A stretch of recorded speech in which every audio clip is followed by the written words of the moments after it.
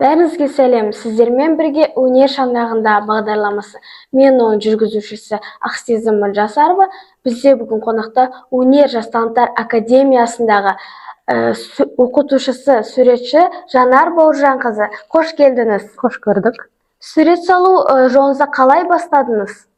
Мен сурет салуды оқушы кезімде бастадым. 7-ші сынып оқып жүрген кезде бізде мектепте оқушылар парламенті бар болатын.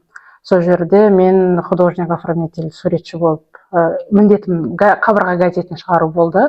Сол жерден бастап қызықтадым мен. Суретші болу талант па, әлде еңбек пе? Екеуіне де жатқызуға болады. Біреу еңбектеніп үйренуі мүмкін, біреуіне туа біткен дарын болуы мүмкін ол. Ұстаздыққа қалай келдіңіз?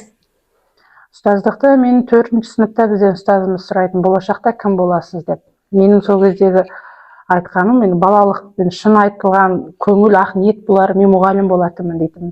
Содан бастап мен мұғалімдікке, білмеймін, 9-дан кейін оқуға кеттім, тоже мұғалімдік мамандық, универді оқыдым, тоже мұғалімдік, магистратура, тоже мұғалімдік. Содан бері міне ұстаз болып келе жатырмын. Өнер жас талант академиясына менің жұмыс істеп жүргенім осы жерде 1 жыл болды, 1 жылдан асып кетті.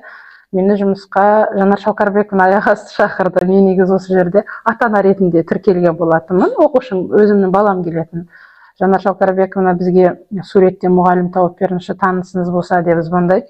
Мен айтамын, мен өзім сурет мұғаліммін десем, онда бізге жұмысқа келіңіз деп. Содан бастап осында 1 жылдан асты, жақта жұмыс жасап жатырмыз. Оқушыларыңыздың жетістіктерімен бөліссеңіз. Оқушылар бізде жетістіктері өте көп. Қала деңгейінде, облыс, республика және де халықаралық өтіп жатқан үлкен семинарларға оқушылардың жұмыстары көрме ретінде қойылады. Және әрбір жасаған жұмысын оқушылар өзінің дарынын, талантын, ынтасын салып жасайды жұмыстарын. Оны халыққа көрсету біздің міндетіміз. Оқушылар қандай бағдарлама бойынша оқиды? Оқушылар жас ерекшелігіне байланысты арнайы бекітілген бағдарламамен оқиды. Бізде арнайы 3 топ бар. Жаңағы кіші топ, орта топ, үлкен топ деп. Жаңағы сол әрбір топ жас ерекшелігіне байланысты сурет салудың жаңағы алғашқы 0-дік деңгейінен бастап өздері үйреніп шығады.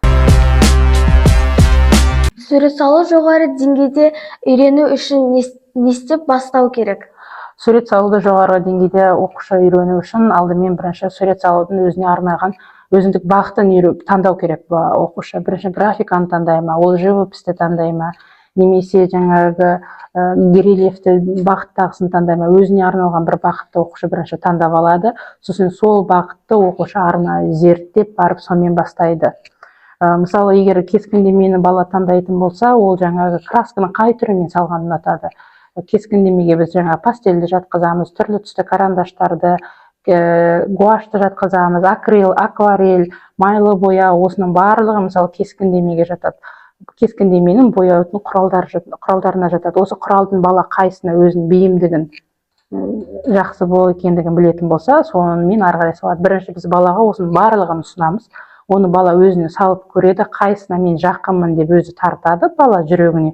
Соны уже ары қарай дамытуына уже біз үлес қосамыз. Сіздің ойынша сурет салуды адам өздігінен ұстазсыз үйрене ала ма? Егер адамда туа біткен дарыны болса, ол ұстазсыз үйрене алуы да мүмкін.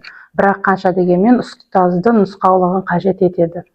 Себебі әрбір салынған суретке, мысалы, сыртқы көзқарас, алған суреттің жазықтығын, оның қағаздың композициясын қалай қою, форматтың үлкендігі, кішілігін барлығына бір қабат нұсқаулық беріп отыратын адам қажет болады. Сондықтан ұстаздың үйретуі ол өте маңызды деп ойлаймын. Сурет салу бастаған адамдарға қандай кеңес берер едіңіз?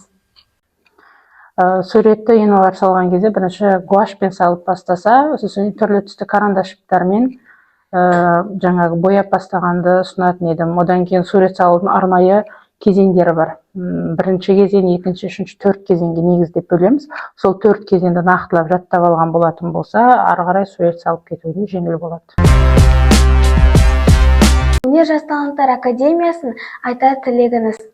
Өнер жастар талант академиясына мен тілейтінім шығармашылық табыс, оқушыларына креативті ойлаулар және шығармашылық жұмыстарына биіктен көріне беретініне тілектеспін. Жанар Бауыржанқызы, сұхбатыңызға рахмет. Сіздерге де шақырғандарыңызға көп рахмет. Сізге жұмысыңызға шығармашылық табыс тілеймін. Сіздермен бірге болған өнер шаңырағында бағдарламасы сау болыңыздар.